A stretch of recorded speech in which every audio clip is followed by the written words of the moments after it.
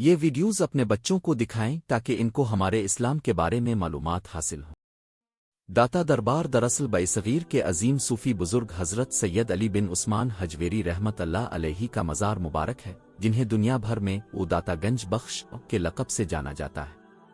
اب 11ویں صدی عیسوی کے ایک جلیل القدر عالم صوفی مفسر اور مبلغ اسلام تھے جو موجودہ افغانستان کے شہر غزنی میں پیدا ہوئے اور بعد ازاں اللہ کے دین کی تبلیغ اور روحانی تعلیمات کو عام کرنے کے لیے لاہور تشریف لائے۔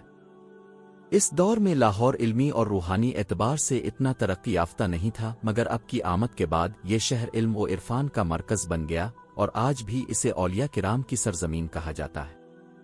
حضرت داتا گنج بخش رحمت اللہ علیہ نے اپنی تعلیمات کے ذریعے نہ صرف اسلام کی تبلیغ کی بلکہ تصوف کے حقیقی مفہوم کو بھی واضح کیا۔ آپ کی مشہور کتاب کشف المحجوب تصوف پر لکھی جانے والی پہلی باقاعدہ فارسی کتابوں میں شمار ہوتی ہے، جسے آج بھی دنیا بھر کے مدارس اور صوفی حلقوں میں بنیادی حیثیت حاصل ہے۔ آپ کا وصال تقریباً 1077 عیسوی میں لاہور میں ہوا اور اسی مقام پر آپ کو دفن کیا گیا، جس کے بعد یہ جگہ رفتہ رفتہ ایک عظیم روحانی مرکز میں تبدیل ہو گئی۔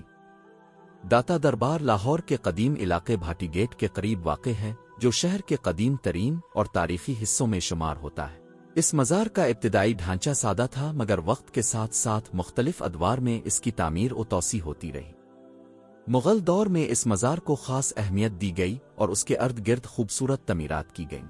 بعد ازاں سکھ دور میں بھی اس مقام کو مکمل طور پر نظر انداز نہیں کیا گیا، جبکہ برطانوی دور میں اس کے انتظامات کو مزید بہتر کیا گیا۔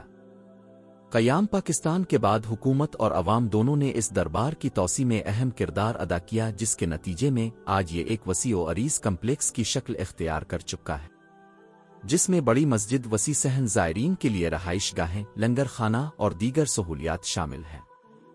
ہر سال حضرت داتا گنج بخش رحمت اللہ علیہ کا عرس نہایت عقیدت و احترام کے ساتھ منایا جاتا ہے، جس میں پاکستان کے کونے کونے کے علاوہ بیرون ملک سے بھی لاکھوں زائرین شرکت کرتے ہیں۔ خاص طور پر برطانیہ، بھارت، بنگلہ دیش، خلیجی ممالک اور دیگر مسلم ممالک سے آنے والے افراد اس دربار کی عالمی شہرت کا واضح ثبوت ہے۔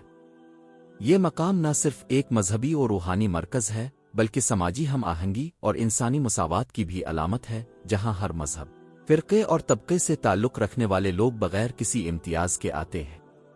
داتا دربار کی سب سے نمایاں خصوصیت یہاں کا لنگر ہے، جو دن رات جاری رہتا ہے اور ہزاروں غریب اور ضرورت مند افراد اس سے مستفید ہوتے ہیں۔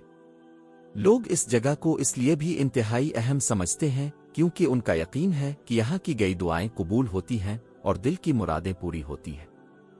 بہت سے زائرین اپنے ذاتی تجربات اور روحانی واقعات بھی بیان کرتے ہیں، جن سے اس مقام کی روحانیت مزید واضح ہوتی ہے۔ داتا دربار نہ صرف لاہور بلکہ پورے پاکستان کی پہچان بن چکا ہے اور اسے جنوبی ایشیا کے بڑے صوفی مراکز میں شمار کیا جاتا ہے۔